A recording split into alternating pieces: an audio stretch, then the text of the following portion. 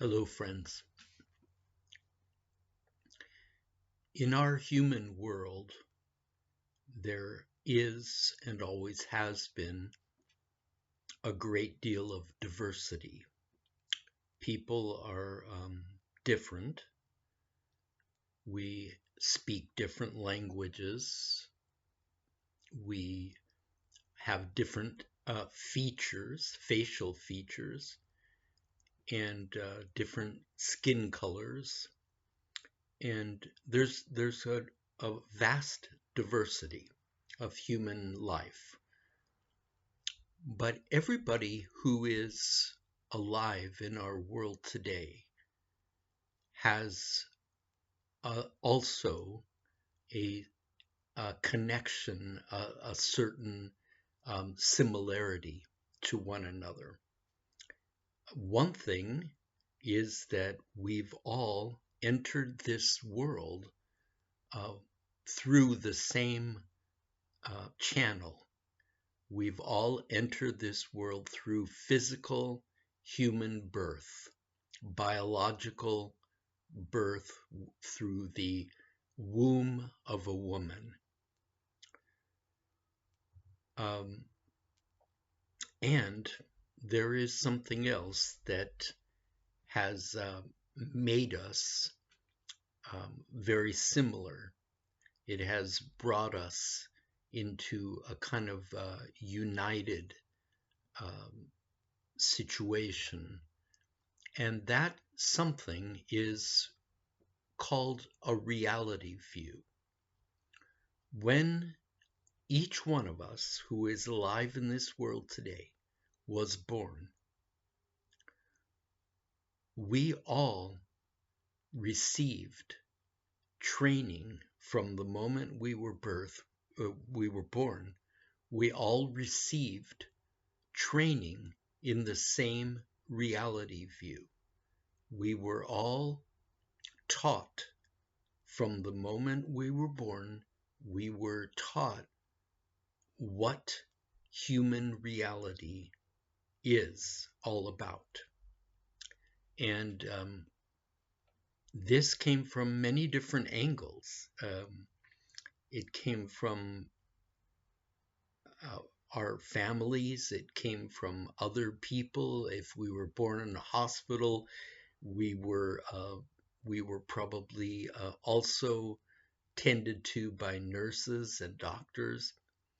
And so this entrance into this world was very similar for all of us in this way.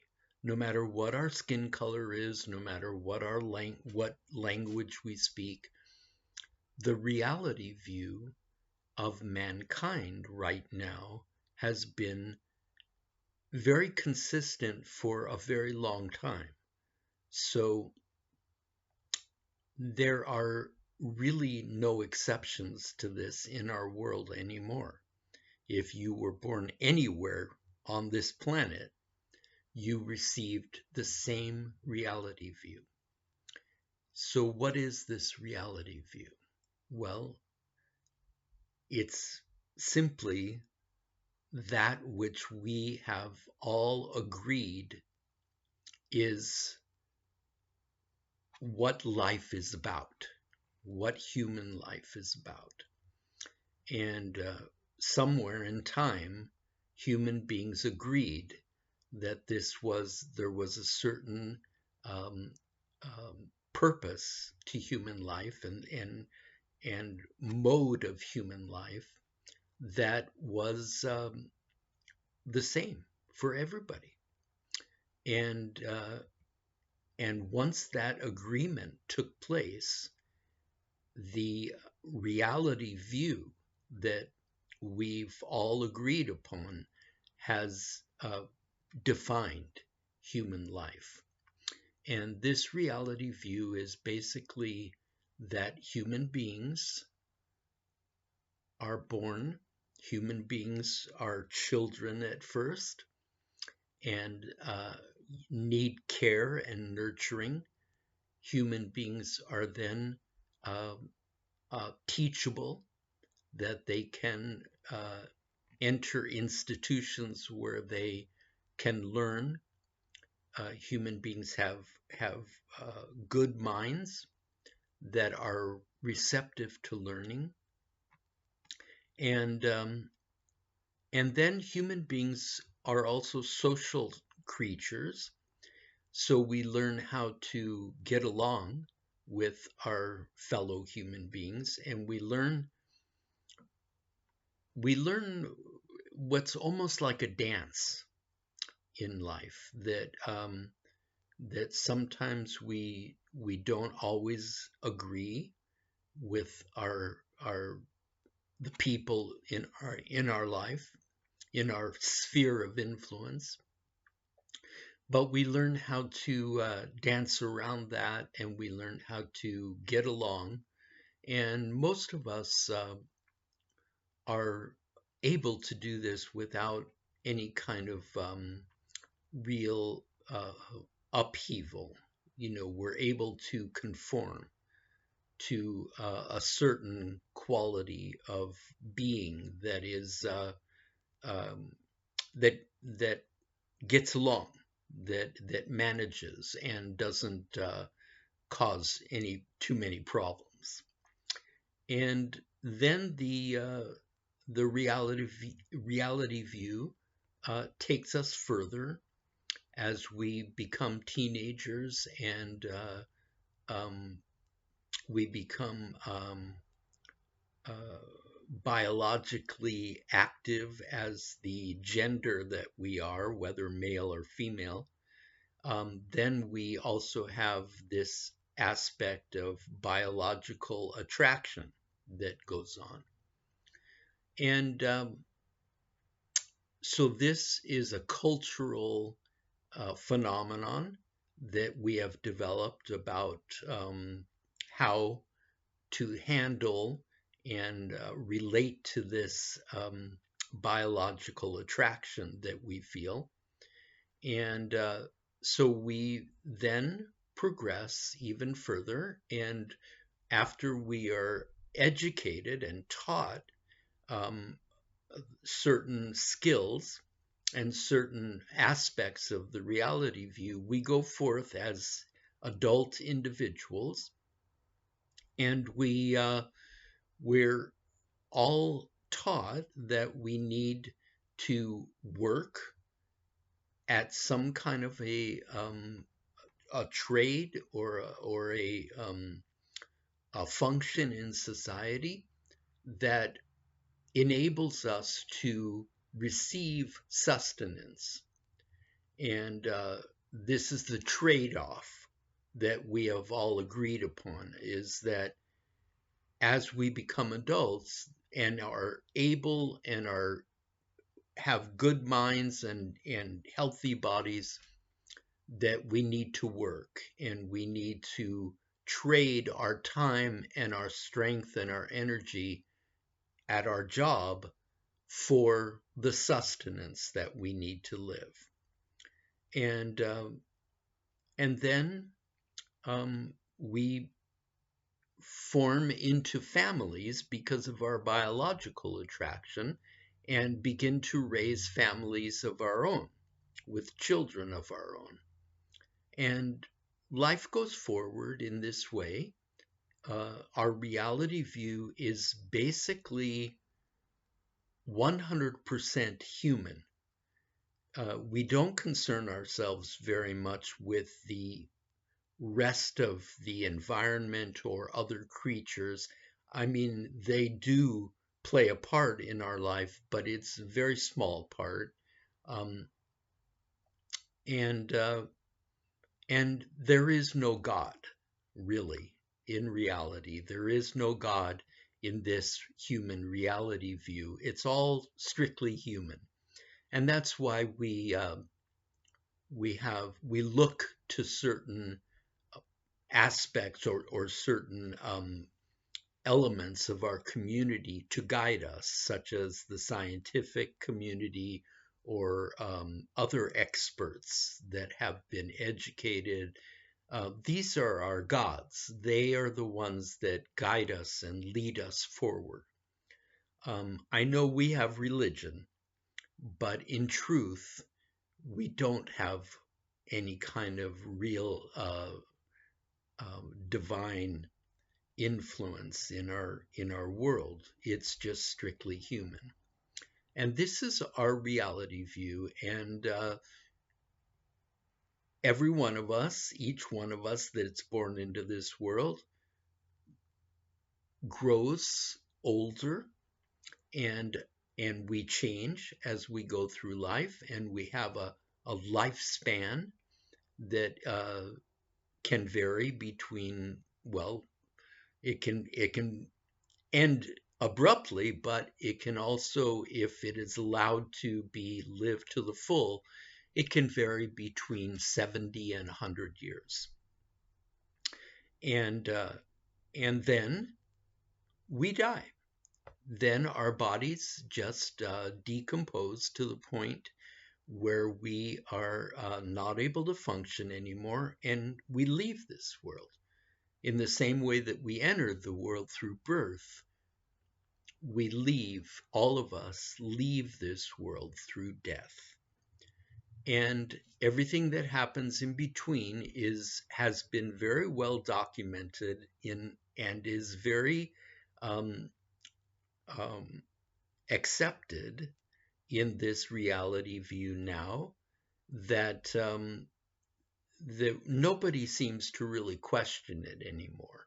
It's just, this is reality. This is how human life is, and this is what we were all born into. One word for this is social or cultural conditioning, and it has a very good purpose.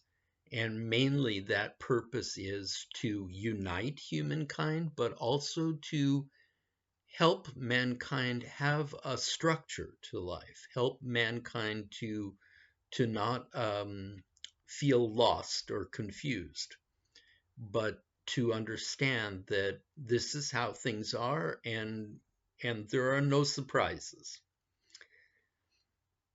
But as we come into spiritual life, and this is something that we all have the capability for, because we all have an endowment called spiritual consciousness.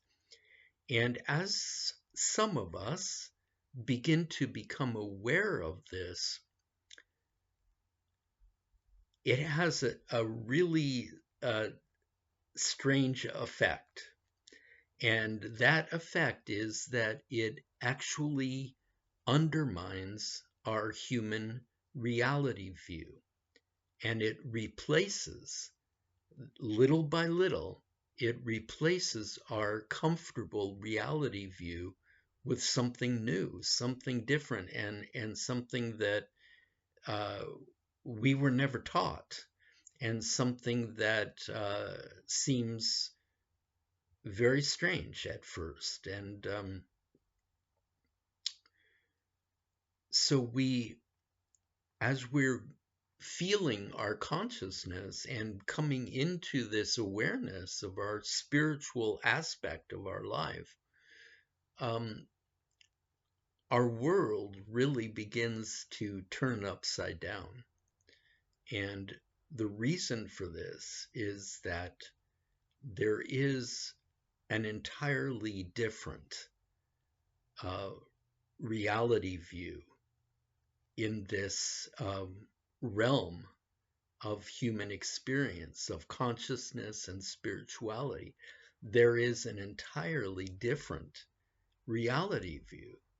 And so as this becomes stronger, uh, there can be a huge conflict that arises within us, because the reality view that we were all taught at birth, beginning at birth, is we've all just assumed that it was the one reality, that there was no other reality. But the reality view of consciousness and spirituality that begins to emerge is it's real. It's there and it's presenting itself to us and it's saying, no, I'm the real reality view. And this can be quite confusing for us. Um, Many people, as they begin to feel this, immediately try to stuff it down inside themselves and say, get back in there. Um, you're not real, and I don't even want to give you any room to express yourself anymore because I need to hold on to my true reality view. But the spiritual reality view, the reality view of human consciousness, is not only real, it's not only an alternative, but many people that have allowed it to develop call it not just reality, but truth. And this is really confusing for the world at large because we're all taught that truth is the reality view that we were taught immediately after birth. And to have this upstart reality view say, no, I am the real truth, this is a very life-changing experience because if the spiritual consciousness reality view is truth, we cannot just dismiss it and we can't just stuff it down inside us anymore. We have to allow it to come out and express itself. And in order to do this, you need to be quite courageous. You need to be a human being that is strong and can think against for yourself against a great current of accepted belief. A lot of times, if others find out that you're giving credence to this other reality view, they will come against you and persecute you and brand you as a crazy person. This has been one of the tensions of our age, is that human beings have always wanted to skate along in this acceptable human reality view, social, human, cultural reality view, and have really not wanted to have to question that.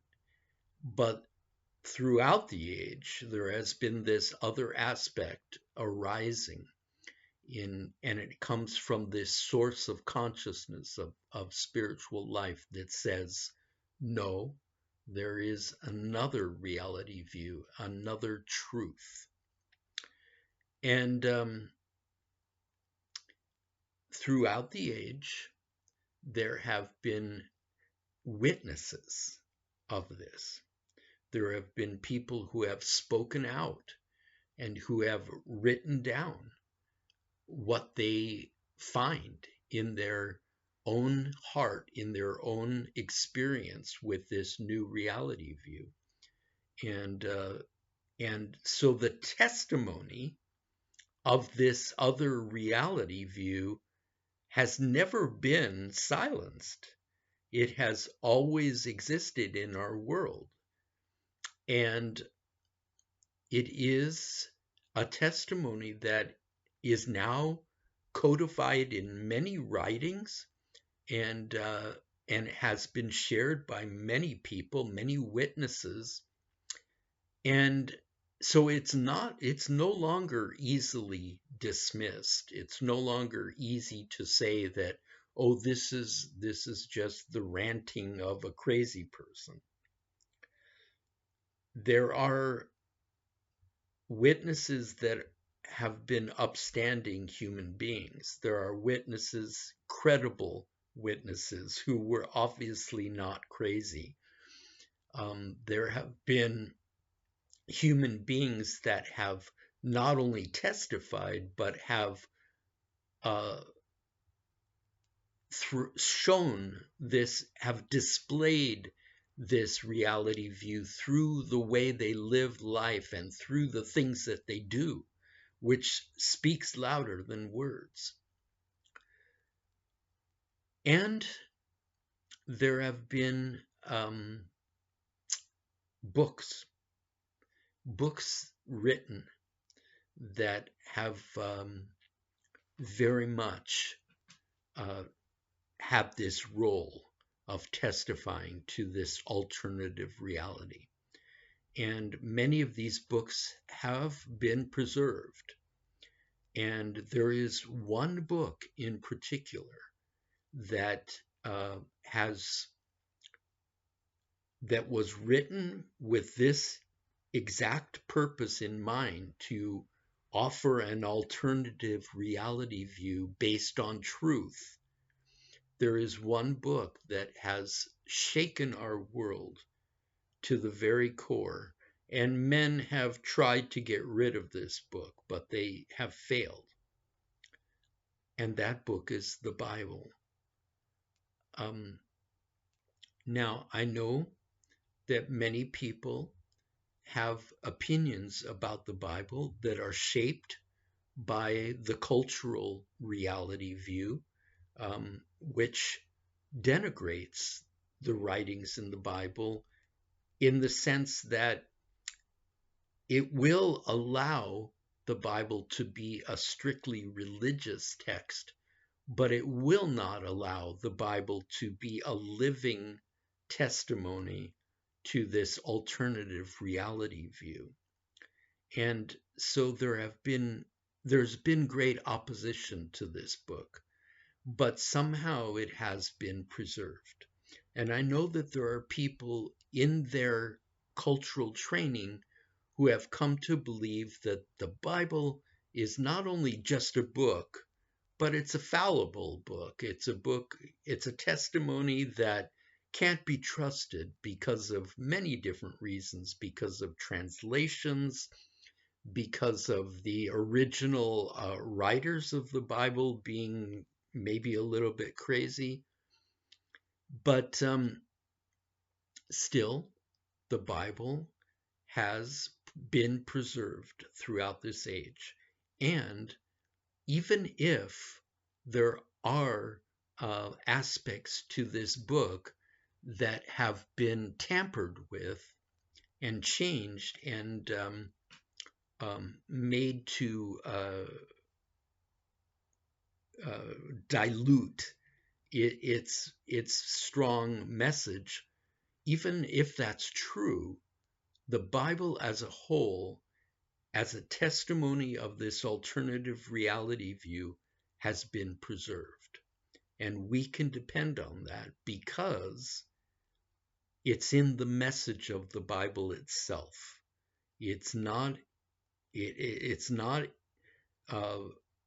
we can't depend on it because certain people say, oh, this is the truth, and this is a book you need to believe in.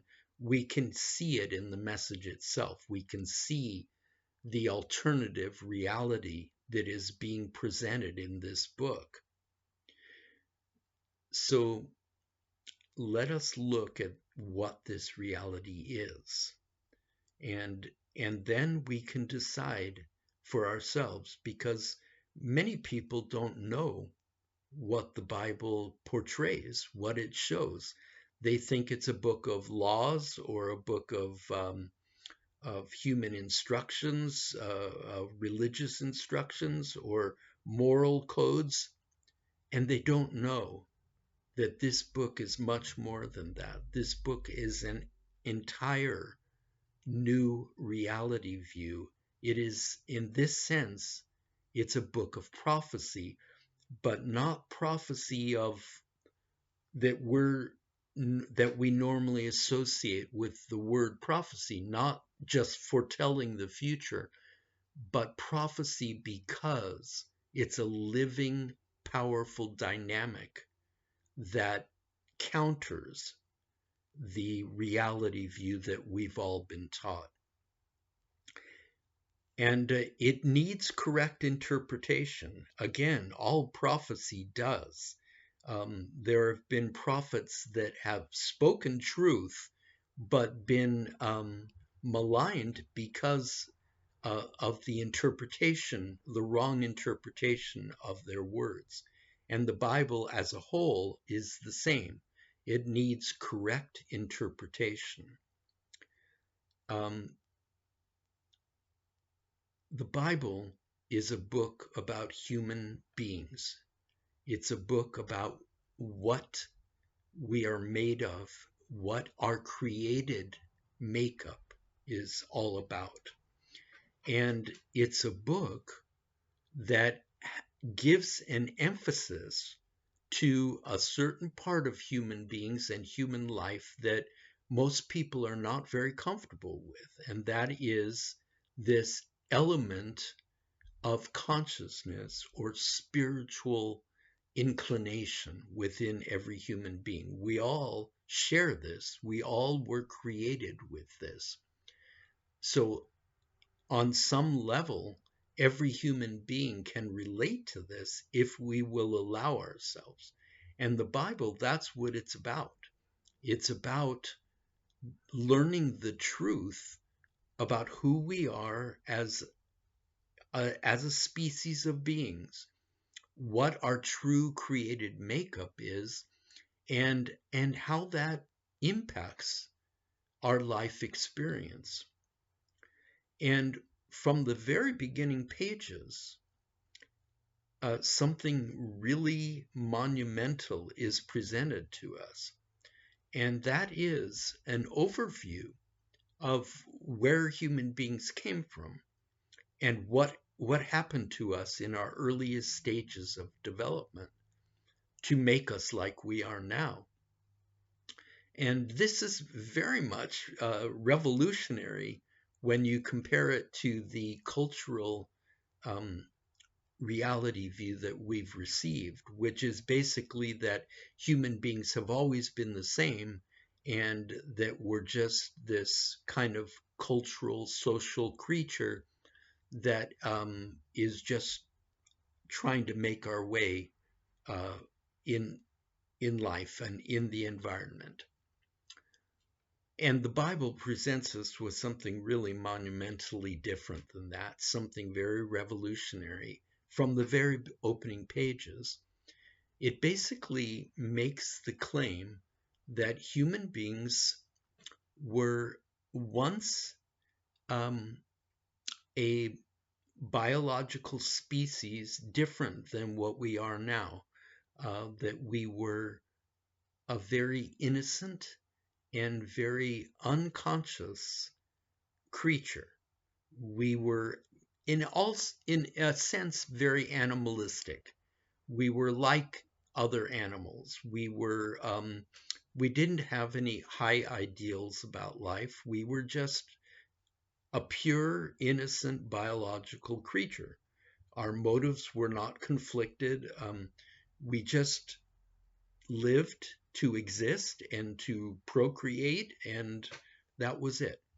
But then something happened in the very beginning of this age, which, according to our even the accepted reality view, this age is documented as being 6,000 years old approximately.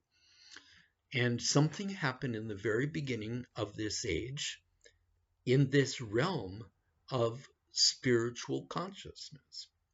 And what happened, according to the Bible, was that one human being, one member of the Homo sapien species community was called out and brought forth into a whole new reality view.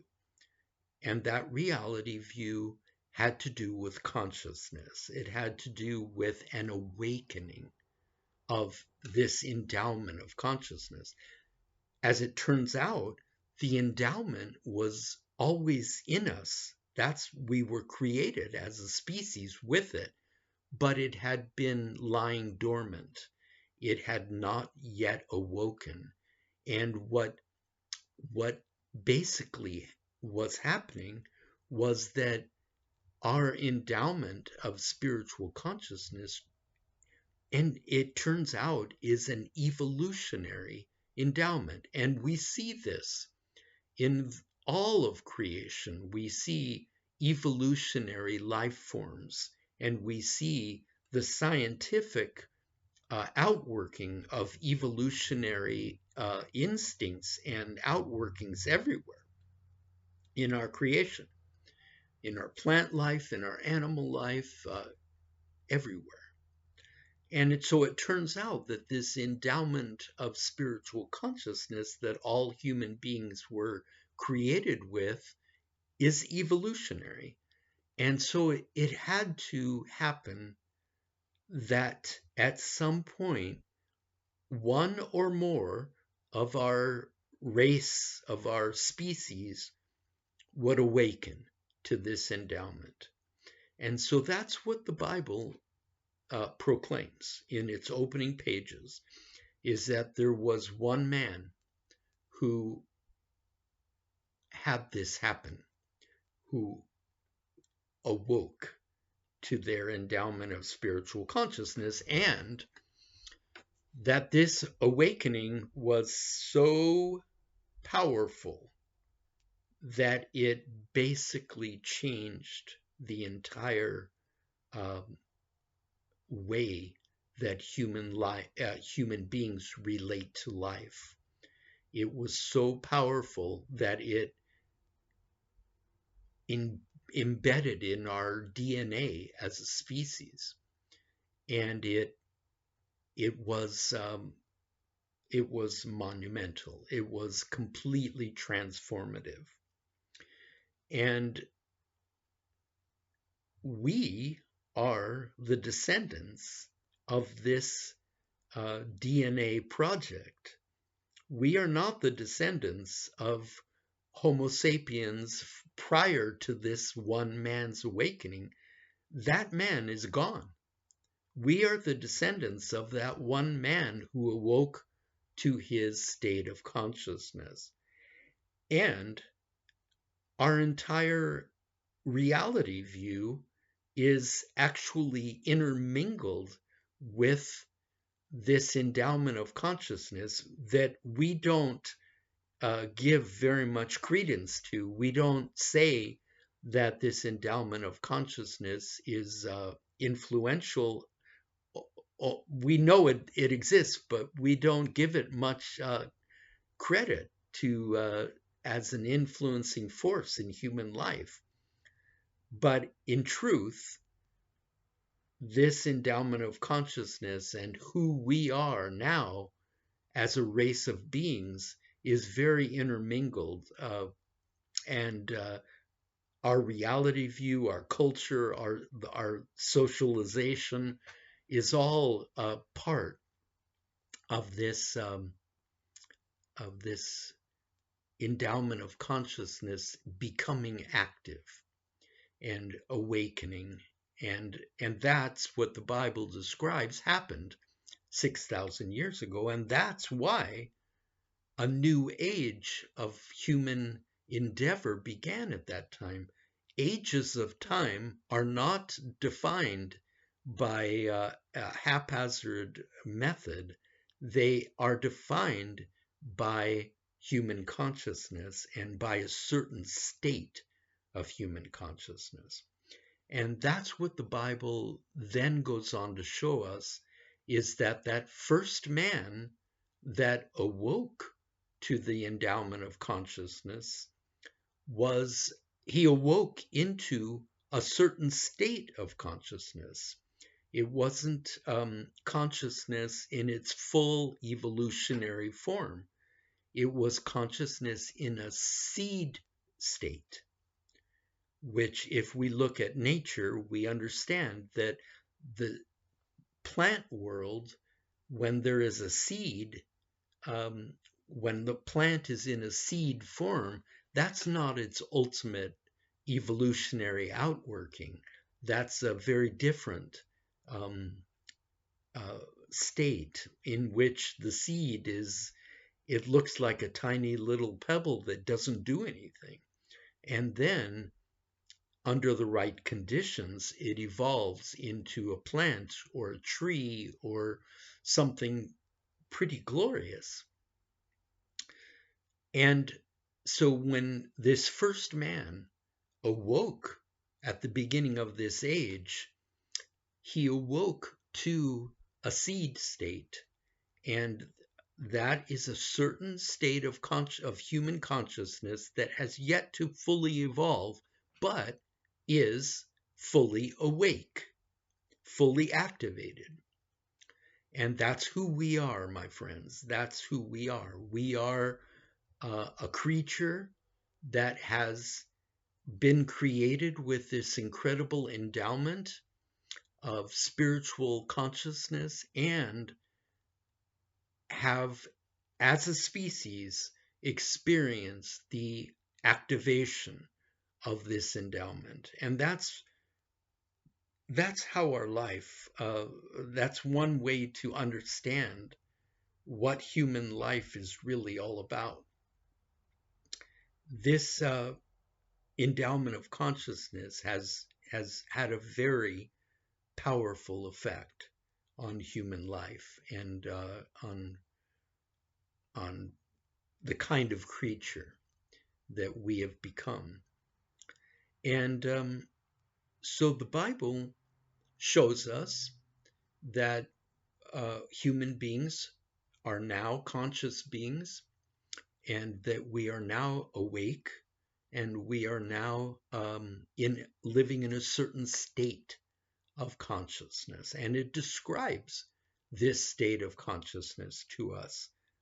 It shows us how certain aspects of human life were foreshadowed in that first man, because what the Bible says is that he came into the knowledge of good and evil. And this foreshadows the general state of consciousness that are now in which we are not only conscious of good, but we are conscious of evil. And we are conscious of every dualistic outworking that there is in life. Also, this state of consciousness had as an aspect to it a sense of human individuality or separation that has been with us ever since the beginning. And so the Bible describes how this state of consciousness basically, how human beings from that time forward repopulated the earth, basically, as a new species, as a new creature, and took over the entire environment. I don't know exactly what happened to the community of earliest man, but they perished eventually, and human beings instead became like that one man who awoke, and that's who we have become in our DNA, in our genetic makeup. And the Bible describes all this. The Bible shows us how human history in the last 6,000 years has been very much a, a, a story about conscious human life in this seed state and how it is played out. And we see in human history, and the Bible is filled with content, historical content, that validates this, that human beings have been not just conscious, but we have been warlike, and we have been violent, and we have been evil. We have tended toward evil. And the reason for this, the Bible shows us that the reason for this is that in the beginning, when we awoke to consciousness, evil became a potentiality for us that it had never been before. You might even say that this awakening to consciousness brought evil into reality. It had never been a reality before. But the story of this age is that mankind has not only been conscious of evil, but we have been tempted by evil very sorely, and so that's why the age has been filled with war and violence and hatred, is that mankind is, as we are right now, is sorely tempted by evil at every turn, and we have not gained the upper hand even after 6,000 years.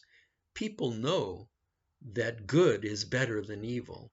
We've learned that much, but we haven't been able to resist evil, and even the good people have been at times weak in this regard. And so that's another one of the tensions that we feel in our world, is very much described in the Bible through its historical content.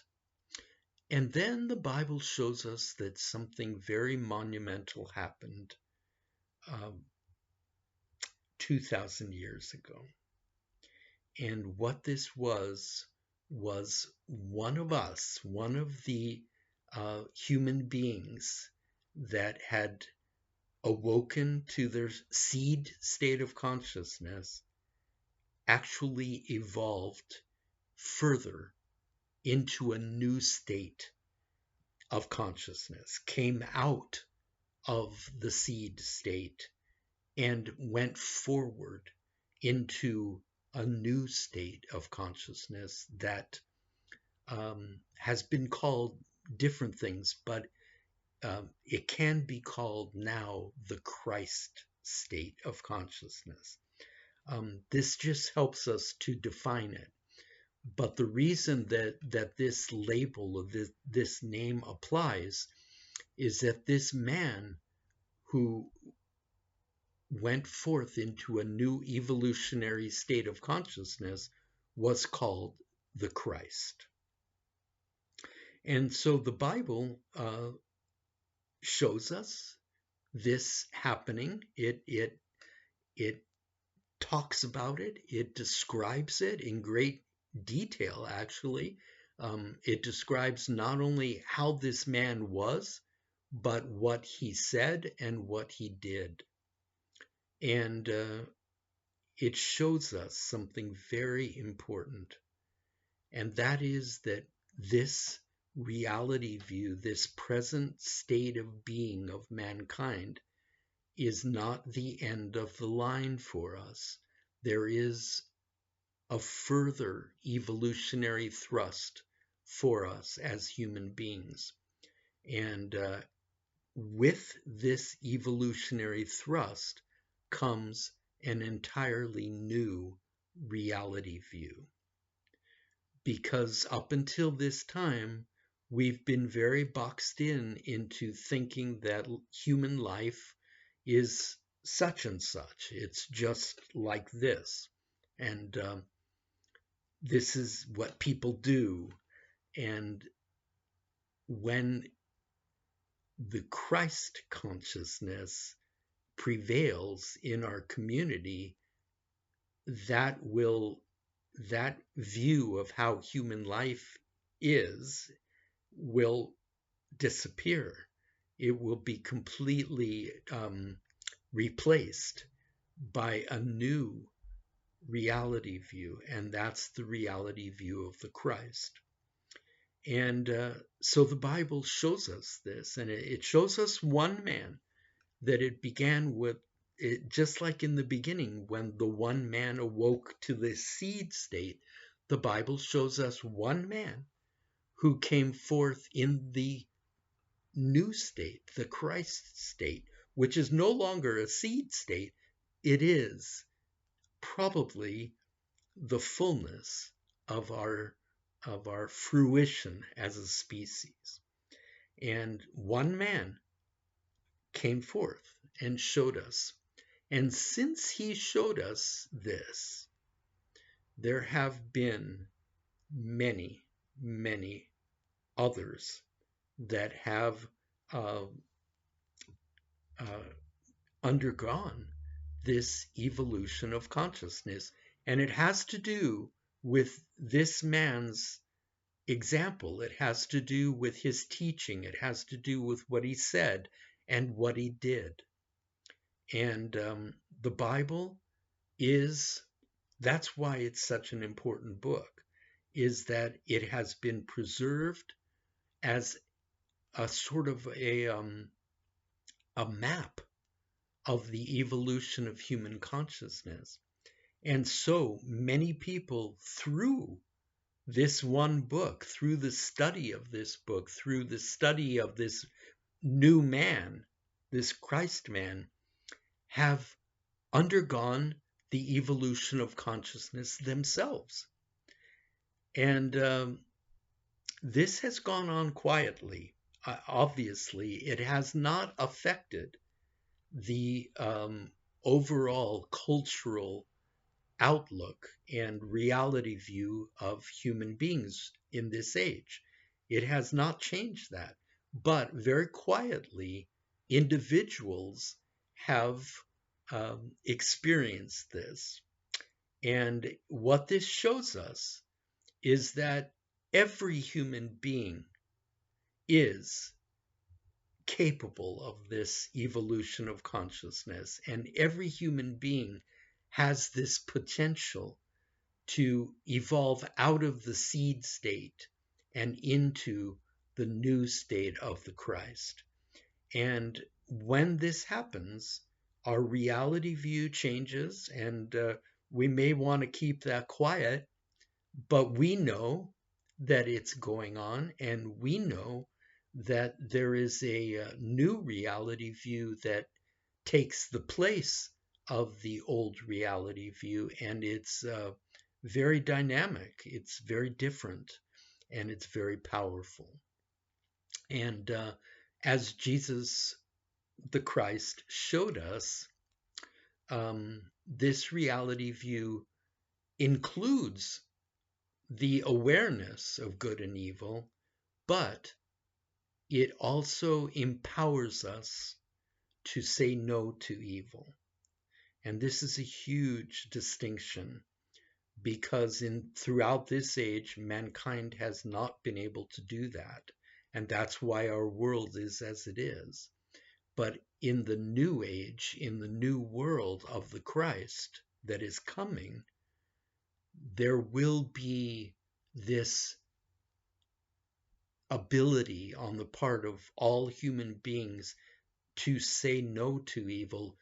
They see it, we see it, but as we come into this new state of consciousness, we will be able to say no.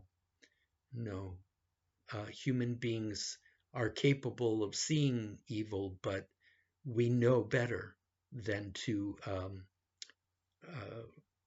entreat it into our life experience. That's one major difference.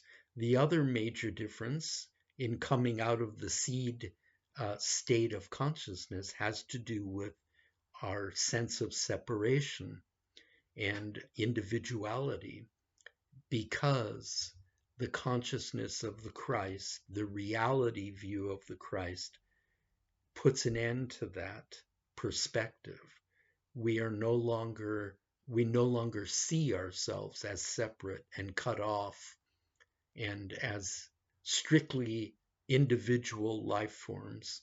We see ourselves as connected and as one race of beings that is not separate and is not only we're not only connected with one another, but we're connected with all life forms, with all creation, with the environment, with all other creatures, um, with all energies that exist in the universe, including that which we call God, which is actually um, just the same as human consciousness, but on a much vaster scale. And so we have lived 6,000 years in a world with a reality view that has been very limited, but basically forced upon us from birth and forced into our we have been forced to accept it as reality. And that has been going on for 6,000 years. And people have been born into this world um, repeatedly through the law of karma and reincarnation, and given the opportunity repeatedly to uh, evolve into the Christ state. And where we stand right now is that even though the world of man, it seems, is not being affected by this, that the overall view um, is still that there is one reality, and it's the reality we were taught at birth. Even though that's the case, where we stand now is actually at the end of this age, at the end of the age of that first man, of the limited seed consciousness, state of consciousness. We have we've had an entire age to to evolve in consciousness, and many of us have uh, evolved in consciousness. And so where we're at now is the end of this age, and we see the signs everywhere that there is a kind of destruction that is imminent to the way that human life is being lived right now. There's an end that's coming, and the Bible describes this. It describes two kinds of catastrophic endings to human life. Um, the first catastrophe was a flood that wiped out the entire human race except for a handful of humans, the family of Noah, and uh,